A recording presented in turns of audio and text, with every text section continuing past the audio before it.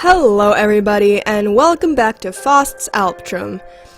I hope I'm pronouncing it right now, but I played this game a while back, and long story short, I've forgotten everything I've done in it, but I love this game and I never finish it. I'm sorry if that was too close to the mic right there, but I think I'm gonna just start it over because I really want to play this game and it seems amazing, and I haven't seen too many people play it. But, yeah, I hope this goes well, because so far the audio has been messed up in one, and then my mom interrupted later. But anyway, let's go, guys.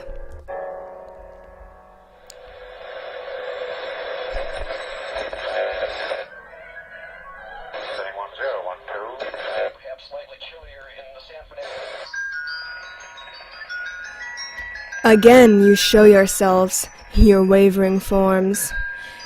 Oh my gosh. Again you show yourselves, your wavering forms, revealed, as you once were to a clouded vision. Shall I attempt to hold you fast once more, hearts willing still to suffer that illusion? Oh, lovely hours, those slipped from me and lost, they can no longer hear this latest song. I bring my verses to the unknown throng, my heart's made anxious even by their clapping. A shudder takes me, tear on tear entire, the firm heart feels weakened and remote. What I possess seems far away from me, and what is gone becomes reality.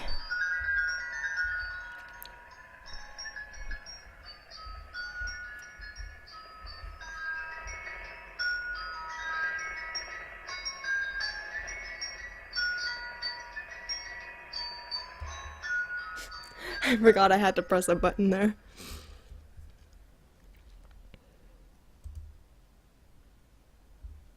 Today is Heinrich Faust's funeral. Despite how the sign read, even she wasn't sure if that was his real name. So let's put it this way. Today is Daddy's funeral. There are more people than I thought. Aunt revealed traces of annoyance beneath her veil. So sleepy, the girl thought. Why must we get up to face such a dreary day? Chatter permented the sea of black suits, of which she recognized only a few. A few in the crowd wept with sorrow. How nice it was that there were still those who could lament his passing. Is it about time to go? It's about time to go? Aunt asked with a smile. Why does Aunt smile when she clearly never means it? The girl yawned and looked at the tomb, almost wishing she could swap places with the person resting inside. The coffin closed with a firm click, as if a patch of the clouds in the gloomy sky had run headlong into a wall.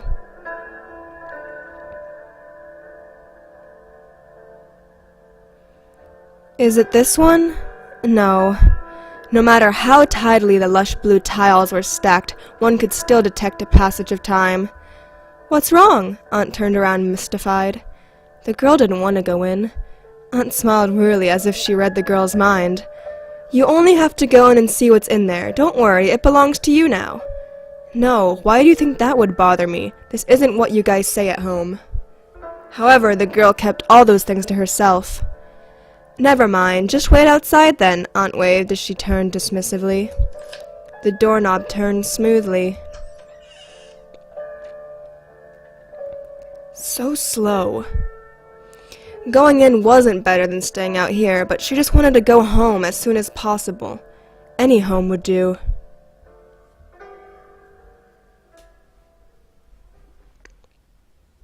Aunt Marthe? The very air seemed to freeze. A horizontal layout could just barely be made through the haze clouding the unlit light in the antechamber. Oh gosh. In the silence, it was as if dust would be stirred up by the slightest step, but the odd thing was, there was no dust at all. Weird. Both doors were locked. Why? The electricity must be on. Where's a light? A light! Eek! Ah, it's just a cat. That was frightening. Feline eyes lanced a sharp look out of the gloom where coal-black fur melted into the shadows. It flicked away in the next second.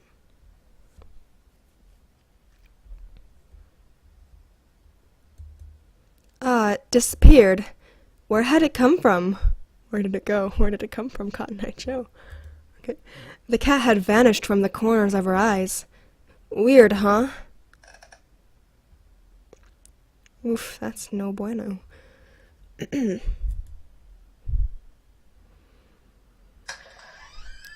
The empty path extended farther into the darkness. No, Aunt couldn't have passed through here. But...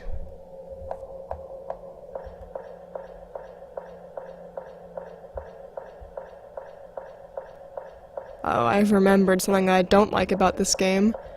You have to travel in straight lines, you can't go, like, diagonal? I don't know. There was nothing. Empty space all around her, but nothing revealed itself. The dead air thrummed violently in her ears. There's no way Aunt could be here. A screeching noise came from the door behind her. What in the world?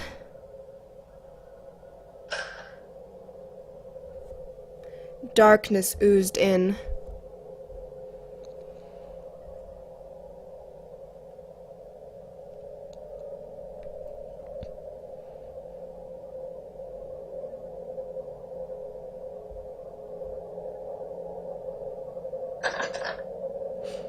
This was the beginning of the nightmare. A patch of purple eyes was eerily bright in the absence of light, as if it had been sugar-coated with icing. Hello? An ear-piercingly sweet voice sounded as if a patch of purple probed out of the inky depths. Smooth locks bleached of color as if waiting for a painter's palette that would drip down any second now peered out. The ashen-faced owner turned to greet her. Hi? Yes? Oh, excellent, you understand me. A purplish-white figure pulled itself up as if ascending a long flight of stairs. What time is it? Is it spring? Long, long sleeves flapped across her vision, but the way the figure moved didn't seem entirely human. Who are you? I remember the door being locked. If there's nothing else, can you shut the door on your way out? It started moving away with a flourish of its sleeves accompanied by the clopping sound of a horse's hoofs. It seemed bored, but this made her feel a bit uneasy. She yelled defiantly, I don't want to leave. This is Father's old house, so she should be the one to inherit it. The adults had said so before. No matter how unwilling their expression had been, they indeed said that before. Therefore, she wasn't going to let herself be swept out of the door no matter what. The figure stilled and turned back, despite being far away. Oh? She regretted her words almost immediately, particularly as the figure swiftly closed the distance between them. She realized its expression hadn't changed, and she tilted her head a long, long way up to meet its gaze. Really? Violently, purple eyes flashed gleefully as if they had suddenly remembered something. A garnished grin abruptly split open a pale face. Elisabeth! A cloyingly sweet voice spelled out the girl's name. You've returned.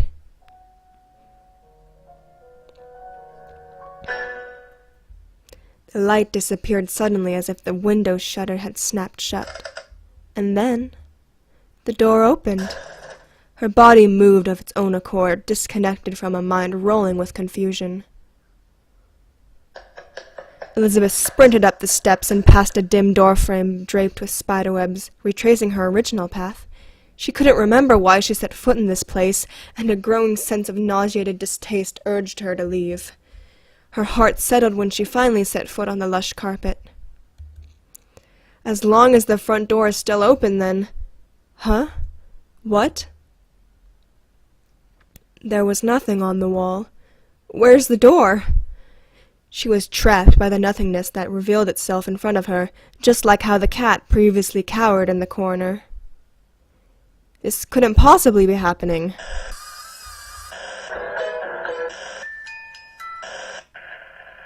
What's wrong?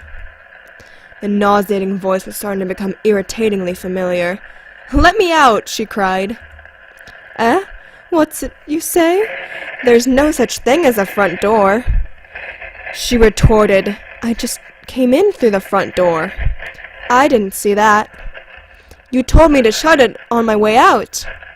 I don't remember saying that. The unease that had disappeared resurfaced with a will almost untangible in its strength. Terror, exhaustion, she didn't want to face this latest turn of events. A strong sense of fatigue stole its way into her mind, and her eyes started to close. What's wrong? Elisabeth? How did the being know her name? Her eyes shut firmly before she could ask the question.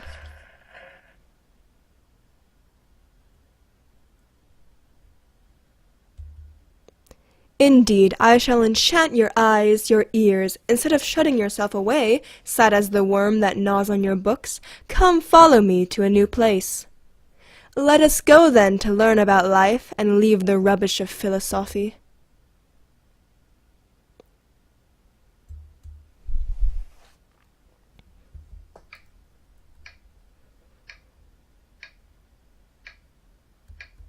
Elisabeth opened her eyes. Where is this place? The pendulum ticked away mercilessly in the empty air, as if it was the only living thing left in the world. Oh, we're going now. Okay. It was a piece of chocolate candy. Oof, chocolate's good. Eating it will impart more energy and your walking speed will increase. It can be used repeatedly until the maximum amount is reached. You will be unable to progress if you cannot walk. Well, yes. What's one? A key. The half of the label that remained had the words, IF right corridor. Corridor. The reflection of my face is in a stern expression. This is about a sailor and dreaming. The interpretation of dreams. Memories are not recalled in dreams. As long as nothing happens to recall their true self, then no reflection will occur. For instance, if a dreamer thinks he's a sailor, and he fails to recall his true profession, then he will keep thinking he is navigating the seas. I literally spent like forever reading that last time, and then the video didn't even record. There's no firewood. Well, yes. Correct. What is up here? Come find me. Nah, I'm good. I don't want to find you. Can I just stop you there? Can I be declined? There were matches and a candle holder. Nice. Matches. Using matches will increase your vision range. They can be used repeatedly until the maximum limit is reached. You will be unable to progress if you cannot see. Oh, okay. So whenever I use the match or eat the candy, it just automatically uses it. That's why I couldn't find them last time. Okay. There's paper and ink. Do you wish to make a record? Yes. Oh yeah, I forgot. This is literally the thing I just played. Let's do Diary 1. That was last time.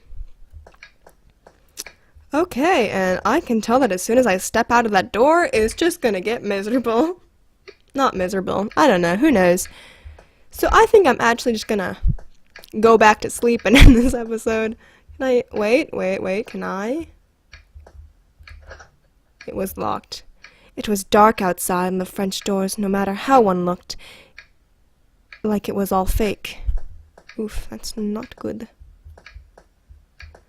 Okay, anyway, guys, I'm just gonna go back in bed.